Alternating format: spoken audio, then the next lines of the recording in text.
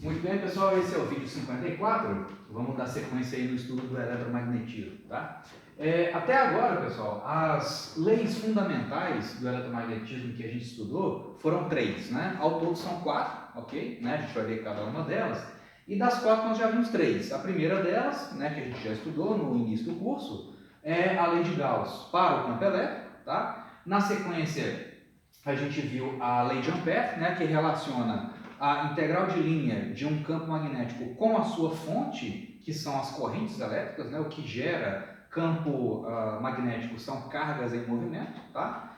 E no vídeo passado a gente viu a lei de Gauss aplicada para o magnetismo, né, que é a integral fechada, a integral de fluxo, né, fechada numa região de campo magnético, essa integral é sempre zero, tá? Então, das 4 equações fundamentais, nós vimos 3, tá legal? No caso da lei de Ampère, a gente viu que ela é válida sempre, né?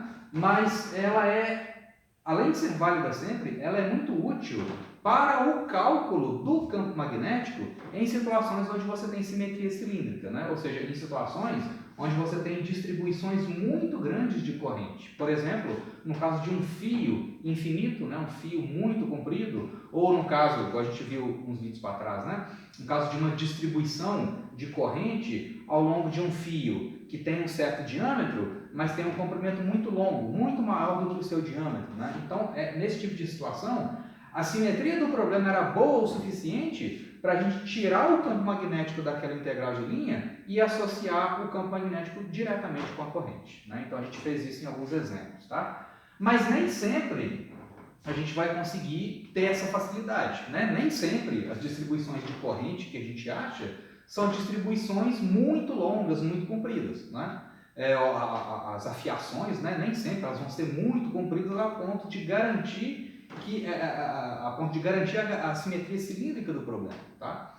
E nessas situações, né, onde eu não consigo tirar o campo magnético daquela integral para fazer o cálculo via lei de Ampère, mesmo nessas situações eu quero ser capaz de calcular o campo magnético, de achar uma estratégia para calcular o campo magnético, né? É uma situação parecida que a gente viu lá no caso do campo elétrico. Em situações onde eu tinha simetria plana, esférica e cilíndrica, eu podia usar a lei de Gauss para calcular o campo elétrico, né? Então a lei de Gauss ela é sempre válida, mas nesse tipo de simetrias, nesses 3 tipos de simetria, além da lei de Gauss ser válida, eu conseguia usar a lei de Gauss para calcular o campo elétrico, mas nem sempre isso era possível. Quando eu não tinha um desses 3 tipos de simetria e eu queria calcular o campo elétrico, aí não tem jeito, eu tenho que usar a lei de Coulomb e pegar uma distribuição de cargas, né, arbitrária, dividir em elementos de carga infinitesimais, usar a lei de Coulomb para cada um deles e fazer a integral do campo elétrico, né? Isso a gente fez em alguns exemplos, tá? Então não tem jeito, nessas situações onde eu não tinha uma dessas 3 simetrias, não dava para aplicar a lei de Gauss para achar o campo elétrico, eu tinha que fazer através da lei de Coulomb. Aqui é a mesma coisa. Quando eu tenho simetria cilíndrica, eu calculo o campo magnético diretamente a partir da lei de Ampère. Mas em situações onde eu não tenho simetria cilíndrica, eu preciso de uma outra estratégia. Essa outra estratégia vai vir com a lei de Biot-Savart, tá? Então ela vai dar para a gente uma ferramenta, né? uma técnica para a gente achar o campo magnético produzido por uma corrente elétrica num formato qualquer, tá? Então, digamos que você tem lá uma afiação com um formato qualquer, uma distribuição qualquer de corrente no espaço, né, lá no seu laboratório, e você quer achar o campo magnético que essa distribuição de corrente produz num certo ponto lá do seu laboratório, tá? Quem vai ensinar isso para a gente é a lei de Biot-Savart. Como eu falei com vocês, quando o Ørsted publicou aquele resultado dele, né, de que cargas elétricas em movimento produzem campo magnético, imediatamente, né, quando esse resultado dele foi publicado, o pessoal começou a fazer uma série de experimentos para aprender a relacionar o campo magnético produzido com aquela corrente e o valor daquela corrente, né? Qual a relação matemática entre essas duas coisas? Entre o campo magnético produzido por essa afiação, né, onde está passando uma corrente elétrica aí, e justamente o valor da corrente, né? Qual que é a conexão entre elas, tá? E, então, assim, muita gente trabalhou em cima disso, e o Biot-Savart, né, na verdade são 2, né? São 2 camaradas, Biot-Savart, foram 2 físicos franceses, né? que chegaram nessa relação, né, e que funciona perfeitamente bem. Na verdade, a gente não vai fazer essa demonstração aqui no nosso curso, né, porque isso exige um ferramental matemático um pouquinho mais elaborado, mas você consegue obter a lei de Ampère a partir da lei de Biot-Savart. Então, na verdade, quando você enuncia a lei de Biot-Savart, automaticamente você já vai estar enunciando a lei de Ampère. Né? Então, a física que descreve as duas é exatamente a mesma, que elas estão relacionadas, tá ok? Só que em algumas situações é mais fácil você atacar o problema através da lei de Ampère, e em outros casos você só consegue usando a lei de Biot-Savart, tá? Então, como é que funciona isso aqui, gente? Qual que é a vantagem, então, né, dessa lei? Ela permite determinar o campo magnético nas proximidades de uma distribuição qualquer, ou seja, uma distribuição arbitrária de corrente elétrica no seu laboratório. Como que é a descrição matemática dessa lei? Né? Digamos que você tem aqui uma afiação, né, um fio fininho, que está sendo atravessado, está sendo percorrido por uma corrente I. É a corrente elétrica convencional, tá? É a corrente formada por cargas positivas, tá ok? Então, eu quero calcular, eu quero achar, né, eu determinar o campo magnético num certo ponto do espaço. O que a lei de Biot-Savart fala para a gente? Qual que é a estratégia? Eu tenho que pegar esse fio, essa distribuição completa de corrente, e dividir em elementos infinitesimais de comprimento dl. O que é esse vetorzinho dl? O módulo do dl é um pedacinho do meu fio. E qual que é a direção do vetor dl? É a direção da corrente convencional. Tá? Então, o que eu faço? Pego esse fio e divido em elementos de comprimento dl. Tá? E aí eu faço o produto vetorial do dl com o vetor R. O que é o vetor R? É o vetor que liga esse ponto aqui da minha afiação até o ponto onde eu estou querendo calcular o campo magnético. Tá? Então eu faço dl VEC R, dl produto vetorial com R, dividido por R3. R3 é o módulo dessa distância aqui elevado ao cubo. Né? Esse troço multiplicado por μ0i sobre 4π vai te dar o campo magnético produzido por esse pedacinho de fio naquele ponto. Se eu quiser saber o campo magnético global, né, o campo magnético produzido por todo o fio, por toda a fiação, eu tenho que fazer uma integral dessa expressão. Né? O campo magnético total é a integral de dB. Né? Então, cada pedacinho de fio produz um campo magnético dado por essa expressão, e o campo magnético global é a integral dessa expressão. E essa integral aqui, ó, né, ou seja, a integral dessa expressão aqui, ela tem que ser calculada em toda a distribuição de corrente, né, ou seja, em todo o fio onde a corrente está passando. Ok? Então, a integral é tomada em todo o fio, né, ou em toda a parte ali do circuito onde a corrente está passando, ou em todo o trecho ali do seu laboratório onde a corrente elétrica está passando. Tá legal? Então é isso, dB é μ0i sobre 4π, né? μ0 sobre 4π, isso são constantes, né? O μ0 é a permeabilidade magnética do vácuo, né? É a mesma μ0 que aparece lá na lei de Ampère, tá? Então o I é a corrente, 4π, e esse produto vetorial que é calculado em cada parte do fio. Então em cada pedacinho do fio eu tenho que fazer essa conta e multiplicar por essa constante, né? Chegar numa expressão e depois fazer a integral daquela expressão, tá? Então, isso aqui é a lei de Biot-Savart, né? Ela relaciona o campo magnético com a sua fonte, que são cargas em movimento. Tá ok? Então, vamos fazer um exemplo, vamos aplicar essa expressão aqui em dois casos particulares. Tá? É o caso de um fio circular e depois o caso de um fio infinito. Esse exemplo aqui vai ser muito interessante, porque a gente já sabe o resultado disso aqui através da lei de Ampère. Eu quero chegar no mesmo resultado usando a lei de Biot-Savart. Tá? Vamos fazer primeiro esse caso aqui, que ele é mais simples. Então você tem um fio circular, um fio fininho, circular de raio R, onde está passando uma corrente elétrica constante I. Tá? Ela está fluindo nesse sentido aqui. Ó, tá? Então eu quero achar o campo magnético total no centro dessa espira. Né? Esse fiozinho condutor é uma espira. Tá? Esse fiozinho fechado, né, condutor, estou chamando de espira. Tá? Então eu quero achar o campo magnético no centro da espira. Então eu vou ter que usar a lei de Biot-Savart. Aqui não dá para usar a lei de Ampère. Eu só consigo aplicar a lei de Ampère em situações desse tipo aqui. Ó, né? Aliás, eu só consigo aplicar usar a lei de Ampère para calcular o campo magnético em situações desse tipo aqui, onde eu tenho distribuições muito compridas de corrente. Não é o caso aqui, né?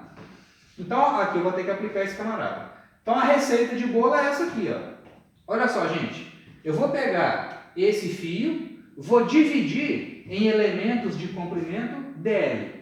Esses vetores dl apontam sempre no mesmo sentido da corrente. Então, em cada ponto aqui, eu vou desenhar um dl, né? Então, nesse ponto particular aqui, ó, o dl é tangente ao fio, né? Ou seja, tangente a esse círculo, na direção de fluxo da corrente, tá? Naquele ponto, né? Então, a corrente está passando aqui, ó, nesse ponto, então o dl aponta para lá. E o que é o R? O R é o vetor posição. É o vetor que liga aquele pedacinho de fio, onde a corrente está passando, até o ponto onde você está calculando o campo magnético. Tá? Então, você tem esse R aqui e o DL. Então, o que é primeiro? A direção, qual que vai ser a direção do campo magnético no centro desse fio? Olha, gente, vai ser o seguinte, né? Vamos pegar aqui, ó, DL, VEC, R. Então, você tem o DL apontando para lá e o vetor posição apontando para cá. Então, DL, VEC, R. Ó, DL, VEC, R, estica o dedão. Isso vai te dar um vetor campo magnético saindo do quadro. Né? Se você fizer o mesmo raciocínio em qualquer outro ponto desse fio circular, o campo magnético está sempre saindo. Então, para todos os elementos de comprimento aqui, ó, eu vou ter um campo magnético dB, né, saindo do quadro. Então, qual que é o módulo? Eu já sei a direção do dB. Eu quero achar agora o módulo dele para fazer a integral. Né? Então, vai ser o seguinte, como é que vai ficar isso aqui? Ó? dB é igual, módulo desse troço aqui, ó, μ0i sobre 4π, μ0i sobre 4π, vezes. Agora o módulo dessa expressão, porque eu já sei a direção dela, né? O módulo do produto vetorial, módulo do dl, módulo do r, dividido aqui por r3, né? Então vai ficar módulo de dl, vezes módulo desse camarada aqui, ó. Qual que é o módulo desse cara aqui, gente? É justamente o raio do círculo, né? Então o módulo desse vetor posição, nesse caso, é constante, que é igual a r, né? Então, o produto vetorial é módulo do primeiro, módulo do segundo, vezes o seno do ângulo entre eles. Qual que é o ângulo entre eles aqui, gente? O ângulo entre o DL e o R é 90, né? O DL é tangente ao círculo, o Rzinho é paralelo ao raio, então eles são perpendiculares entre si. Então, aqui vai ficar seno de 90, que é 1, né? Dividido por R3, tamanho desse camarada aqui, ao cubo, né? Então, vai ser justamente o raio do círculo ao cubo. Beleza? E aqui, então aqui vai cortar esse R aqui, vai cortar com esse, vai ficar R2. Ou então o meu dB, ou seja, o diferencial do campo magnético, ou o campo magnético produzido apenas por esse pedacinho aqui de fio, é μ0i sobre 4π, vezes 1 sobre R2, vezes dl. Então eu tenho que integrar esse negócio agora, né? O campo magnético total, o B total, é igual a integral de dB. Integral de dB. Isso é igual a μ0i sobre 4πr2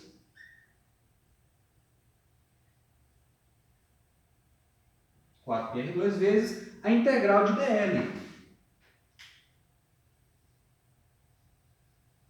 Vezes a integral de dl. Mas, o que é dl? dl é um elemento de comprimento. O que é a integral do dl? A integral do dl é o comprimento de toda a fiação, onde a corrente está passando. Então, a integral de dl é o comprimento do fio. Qual é o comprimento desse fio aqui? É 2πr, né? O comprimento da circunferência. Então, isso aqui vai ficar, isso aqui é igual a μ0i sobre 4πr2 μ0i sobre 4πr2, integral de dl que é 2πr.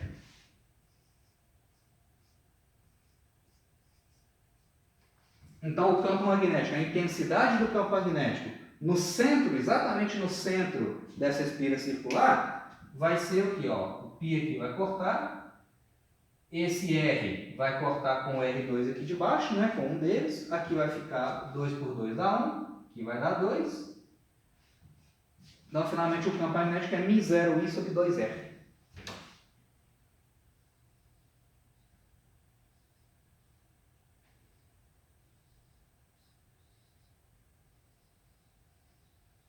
Então, o campo magnético no interior aqui dessa espira é proporcional à corrente. Então, quanto maior a corrente, maior a intensidade do campo, claro, né? Isso é óbvio. Então, maior corrente, maior campo. E quanto maior o raio, menor o campo. Então, se você pega uma espira, por exemplo, que está uma espira com um raio muito grande, o campo e a corrente está fixa, né? Então, você pega para uma dada corrente, quanto maior o raio, menor o campo magnético. Isso também faz sentido, né? Se você pega uma espira, se o I está fixo, e você pega uma espira muito grande, a influência magnética, né, que essa corrente estabelece lá no centro da espira vai ser cada vez menor, né? Porque a corrente elétrica está muito longe do ponto onde você está calculando o campo magnético, né? Então é proporcional à corrente e inversamente proporcional ao raio do fio, desse fio circular, tá? Então, repara, gente, é o seguinte, uma espira, né, uma região onde você tem a corrente elétrica passando, aquele condutor, ele cria propriedades magnéticas. É como se o próprio condutor se tornasse um ímã, né? Igual aqui, ó, você tem uma espirazinha circular, né, digamos, pode ser uma espira circular, uma espira quadrada, seja lá o que for. Você tem aqui uma espira onde você tem corrente elétrica passando ali, ó.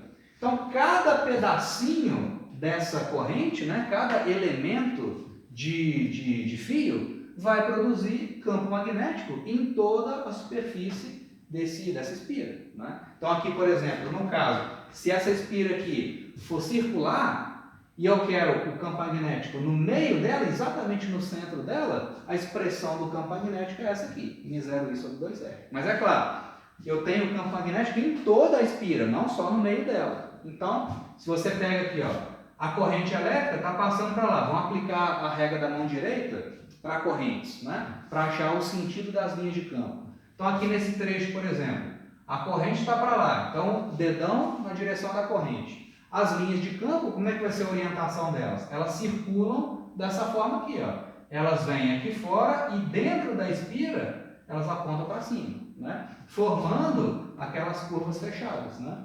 Mesma coisa aqui, ó, vamos pegar a corrente que está passando aqui em cima, né? Você tem corrente elétrica passando aqui em cima também, né? Então, aplicando a regra da mão direita para elas, ó, corrente está para lá, o campo entra no quadro e dentro da espira, o campo atravessa a superfície da espira, da espira, produzindo essas linhas de campo, né? Mesma coisa aqui embaixo, você tem corrente passando aqui, ó, né? Então, aplicando a regra da mão direita, ó, dedão no sentido da corrente, as linhas de campo vão entrar no quadro e passar por dentro da espira. Então, você vai ter um padrão de linhas de campo magnético produzidos pela passagem de corrente, né? Então, é como se a própria espira fosse um ímã, né? Ela passa a ter o comportamento de um ímã. Se eu conseguir construir no laboratório um ímã que vai gerar o mesmo padrão, a mesma topologia das linhas de campo desse caso aqui, ó, eu não vou nem conseguir distinguir um do outro, né? Se o campo magnético produzido por esse ímã tiver o mesmo formato das linhas de campo produzidas nessa situação aqui, ó, não vou conseguir distinguir um caso do outro, porque ambos têm propriedades magnéticas, né? Ou seja, uma espira condutora, né, onde está passando corrente ali, ela gera magnetismo, né? A fonte de magnetismo são cargas em movimento, tá legal? Então é como se a própria espira condutora fosse ela própria um ímã, tá legal? Então aí agora a gente passa para esse próximo exemplo aqui, né, que é o exemplo de um fio infinito, tá legal? Esse exemplo aqui, como eu mencionei com vocês, gente, esse exemplo é muito interessante porque ele, a gente já sabe o resultado dele, né? Essa é uma situação que eu consigo resolver usando a lei de Ampère, né? Eu tenho aqui um fio muito comprido, tá ok? Fio bem compridão, onde está passando uma corrente elétrica constante, igual a I, beleza? E aí eu quero achar a intensidade do campo magnético que essa distribuição de corrente produz naquele ponto ali. Tá? Então, de novo, eu posso atacar esse problema através da lei de Ampère? Posso, mas vamos fazer usando a lei de Biot-Savart e verificar que vai dar o mesmo resultado. Né? Na verdade é sempre assim, né? Sempre que a gente propõe uma ideia nova, né? uma lei nova, você tem que aplicar ela em situações que você já conhece e ver que ela consegue reproduzir resultados que já são esperados. Tá? Então é isso que vai acontecer. Né? A lei de Biot-Savart vai ser consistente com os resultados que a gente já conhece a partir da lei de Ampère. Tá? Então aqui, esse problema, como é que eu vou atacar? Né? Eu vou fazer o seguinte, vou pegar essa distribuição aqui de corrente, né, esse fio infinito, vou dividir esse fio infinito em elementos de comprimento que eu vou chamar de dx, tá? Então dl ou dx tanto faz, né? Que eu estou chamando de dx, porque esses elementos de comprimento são paralelos ao eixo x, tá? São horizontais ali, né? Então peguei esse elemento de comprimento aqui do fio, chama dx, no sentido da corrente. O que é o meu vetor posição? É o vetor que liga esse elemento de corrente, esse elemento de fio, até o ponto onde eu estou calculando o campo magnético, que é esse ponto aqui. Esse ponto está a uma distância h do fio, tá legal? Então, olha só, vamos ver qual que é, de acordo com a lei de Biot-Savart, qual que é a direção do vetor campo magnético produzido por esse pedacinho de fio naquele ponto. É só aplicar o produto vetorial, dl vec né? Você tem aqui o dl aponta para a direita, né? O dl está para cá, que é o meu dx, né, no caso. O vetor posição é esse aqui, ó. Então você tem dl e o r. Faz o produto vetorial dos dois. dl vec r, estica o dedão. Então você vai ter um dB, né, um campo magnético diferencial apontando para vocês. Né? Se você fizer esse mesmo raciocínio em outras partes do fio, se você pega um dx aqui assim, por exemplo, faz a mesma regrinha, né? Faz o mesmo produto vetorial, usando a mesma ideia, você vai ver que cada elemento do fio produz um campo magnético saindo do quadro. Ok? Então o que eu vou fazer é o seguinte, eu vou calcular o módulo do campo magnético que esse pedacinho aqui estabelece nesse ponto e depois vou fazer a integral. Né? Então eu vou achar o módulo desse vetor dB e vou fazer a integral em toda a fiação. Tá ok?